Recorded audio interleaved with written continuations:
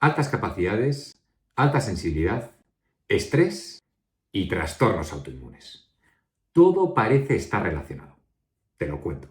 Para quien no lo sepa, un trastorno autoinmune es cuando el sistema inmunológico que debería proteger a nuestro cuerpo nos ataca. Esto puede dar lugar a trastornos más o menos graves. Algunos ejemplos pues sería la piel atópica, una rinitis o una alergia, donde el cuerpo sobrereacciona.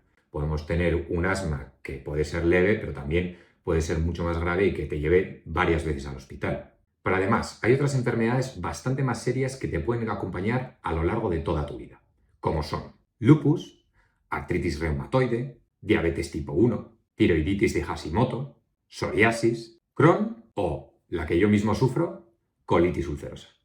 Estamos hablando de trastornos que condicionan muchísimo la vida de las personas que los sufren. Y es absolutamente esencial no solo detectarlas, sino saber por qué se producen. Y precisamente de eso vamos a hablar hoy. De cómo las altas capacidades están tan relacionadas con una hipersensibilidad que puede llegar al estrés, a somatizar y a provocar este tipo de trastornos. Vamos allá. Bueno, ¿y por qué sé yo de todo esto? Te lo explico. Un buen día nos llamaron del colegio y detectaron a mi propio hijo con altas capacidades. Y al investigar, una de las cosas que más me sorprendió es la alta sensibilidad.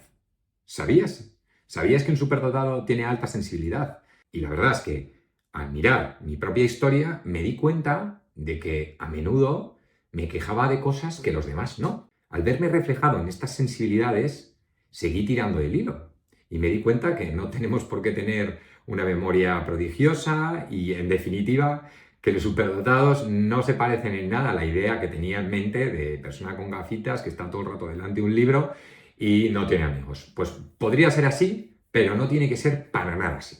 Total, decidí finalmente hacerme un test porque todo lo que leía por internet resonaba demasiado conmigo, me parecía demasiado a todo lo que los superdotados decían que suponía ser superdotado.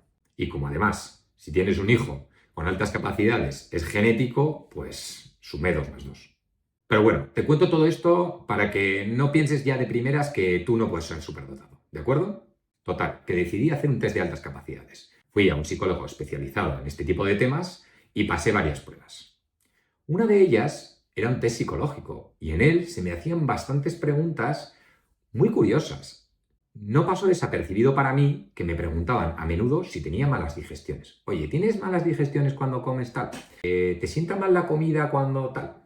¿A veces tienes dolores de estómago cuando comes? Total, que a ver 3, 4 o 5 veces repetida una pregunta de forma parecida, hice una anotación a pie de página diciendo: sufro de una enfermedad que es autoinmune, se llama colitis ulcerosa, que es una enfermedad que me produce malas digestiones, pero tiene una explicación médica. Y entonces me hizo la cabeza clic, clic, y proseguí.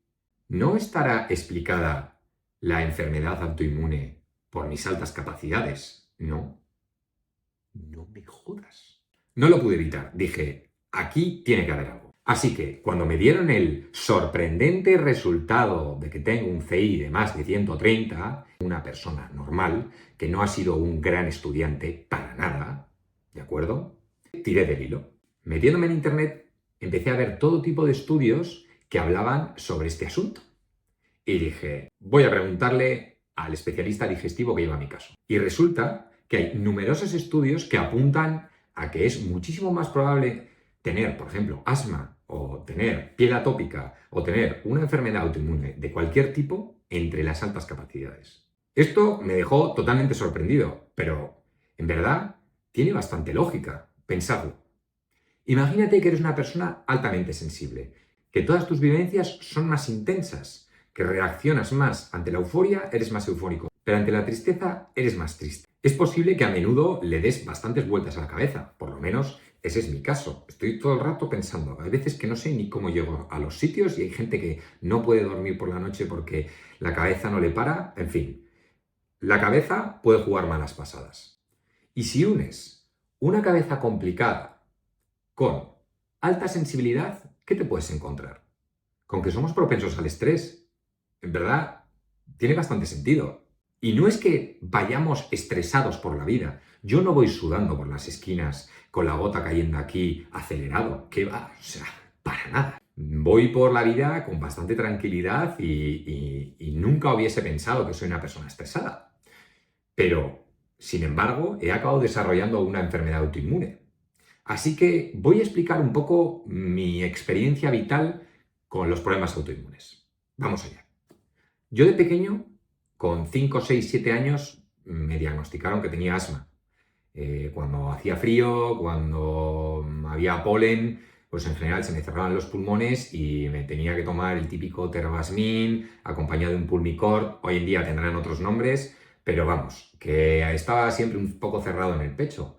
Y se me agravaba en invierno, con la humedad, bueno, pues como la mayoría de los asmáticos. Estuve así bastantes años y con 16 años se me quitó. Por lo visto, a los 16 años a veces hay un cambio hormonal, cambian ciertas configuraciones en el cerebro y puede remitir. Luego puede volver a aparecer, pero es bastante común que pueda desaparecer. Y así fue, menos mal. Por otro lado, sobre el tema alergias, una vez me hicieron las pruebas de alergia y di que era alérgico a todo. Perros, gatos, polen, ácaros, humedad, que yo no sabía ni que se podía ser alérgico a la humedad. Yo no sé si es que se puede ser alérgico o que reacciona más. No tengo ni idea. Pero me salieron ronchones por todas partes. Y resulta que esas alergias no ayudan para luego el asma. Mi piel. Pues la verdad, siempre he sentido mi piel bastante atópica. No es una locura, no tengo psoriasis, ni tengo las manos despellejadas, ni nada por el estilo, pero mi piel sufre bastante con el sol. En cuanto da un poco el sol, los rayos me queman bastante la piel y eso que no tengo una piel muy blanca. Alguna vez se me ha puesto rojas ciertas partes de la piel, del cuerpo, como ronchas sin saber muy bien por qué. Alguna vez he tenido algunas placas. En general reacciono bastante. De hecho, llevo barba porque soy tan sensible con la piel que no me puedo casi ni afeitar. Bueno, pues todo eso yo creo que está un poco relacionado. Y de repente llegaron los 21 años. Y con los 21 años empecé con unos síntomas muy curiosos. Empecé con un dolor de tripa raro, un poco más abajo. Debajo de la tripa no era el típico dolor de estómago, sino era como una especie de ardor, quemazón, un poco más abajo, difícil de explicar dónde, diferente a un dolor de estómago. Y tenía la necesidad a menudo de ir al baño, no, porque no podía controlarlo, era como si tuviera una gastroenteritis. Entonces, me pasé 2 días bebiendo Aquarius, intentando cuidarme bien, pero al cabo de 2 días estaba súper débil. Lo que comía, pues me iba al baño directo y acabé en el médico. Y al ir al médico, me dijo, me extraña que no te hayamos tenido que ingresar. Pues estás muy débil, porque me vio rápidamente los ojos, cómo tenía tal, y me dice, te veo un poco débil. Luego me hicieron unos análisis y resulta que tenía todo por los suelos, ¿no? Y entonces me empezó a dar un tratamiento que me va a acompañar toda la vida, que yo me tomé bastante mal. Porque no es que me tomara mal la noticia, sino que también, que me tomaba mal el tratamiento, porque son tratamientos que son muy a largo plazo, los tienes que tomar todos los días. Yo tenía 21 años, era un poco cabra loca. Hay una cosa que en medicina se llama la adherencia a un tratamiento, ¿no? Que es la facilidad de tomarse ese tratamiento y que la gente no lo deje, ¿no? Porque es normal que al sentirte bien, por ejemplo, dejes de tomarlo. Pues eso no deberías hacerlo, porque en cuanto dejas de tomarlo, la enfermedad como que despierta y vuelves a sentirte mal. Entonces así estuve bastante tiempo, hasta que poco a poco fui dando con el médico adecuado y ahora ya de mayor, con un poquito más de cabeza, pues llevo mejor todo y estoy razonablemente bien. Pero esta misma enfermedad y otras son muy graves. Es una enfermedad que puedes acabar perfectamente en el hospital, en quirófano, y acabar con una colostomía o cualquier otra cosa. En fin, no me sé todas las derivadas de todas las enfermedades autoinmunes, pero pueden ser muy graves, ¿vale? Vale, ¿y por qué os cuento todo esto? Evidentemente, tener una enfermedad autoinmune no es exclusiva de las altas capacidades. Sin embargo, sí que hay una incidencia mayor entre nosotros y habría que evitar que ese estrés, ya sea por picos muy altos o cronificado, nos lleve a tener una enfermedad autoinmune. Tenemos que ser capaces de regularnos. El deporte, hacer yoga, no ser muy perfeccionista, son cosas que pueden ayudar a manejar esas cotas de estrés y quizá no desarrollar esa enfermedad autoinmune. Y es que he hablado con suficientes personas superdotadas que tienen hijos que son superdotados o se están haciendo los test Y muchos de ellos han tenido asma, piel atópica, una sensibilidad en oídos, olfato altísima, que les llevan a veces no poder salir a la calle o utilizar cascos de insonorización.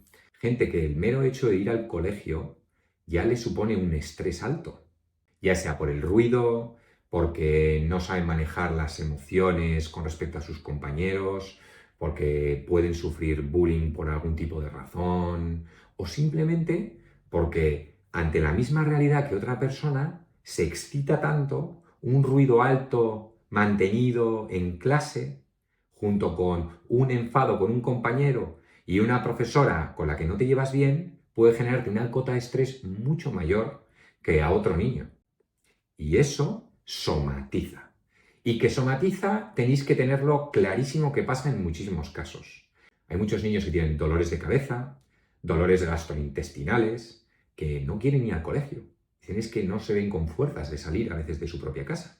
Y es que la superdotación tiene una cara B oculta a la mayoría de personas e incluso a nosotros mismos, que no somos conscientes de que eso lo vivimos así. Porque no podemos compararnos. Nosotros pensamos que todo el mundo siente como nosotros. No sabemos que estamos percibiendo más. ¿Cuál es el precio de estar todo el rato escuchando más alto que otro? Imagínate la tele puesta al doble de decibelios que la escuchas siempre. Imagínate que cualquier tacto es el doble de molesto. Una etiqueta, el triple de molesto. O imagínate que estás en el colegio y han limpiado la clase y no puedes soportar el olor a detergente de una clase limpia. Todo esto son cosas que suceden. Así que una alta capacidad unida a una alta sensibilidad sensorial y a unas emociones más intensas, con una cabeza que siempre está rumiando, puede llevar al estrés con muchísima más facilidad. Y el estrés mantenido o en picos es muy malo para la salud. Así que si tienes superdotación o tienes un hijo que la tiene, es muy importante que aprendan a regular sus emociones, que aprendan a mantener la tranquilidad, evitar el estrés a toda costa, porque en general son más propensos a tenerlo. Ojalá no tuviera esta enfermedad autoinmune, ojalá hubiese sabido que el estrés podía provocarme esto. El psicólogo, de hecho, cuando me dio los resultados, apreció que si bien tengo esos picos de estrés y he somatizado a lo largo de mi vida, había conseguido mantenerlo a raya y eso se veía en las respuestas que daba en los test. Y me alegro por ello, porque desde hace unos años estoy muy bien. Espero que todo esto ayude a los niños con altas capacidades y a los adultos a mejorar su vida. Suscríbete o dale al like. Lo desarrollo mucho más en abromelon.com.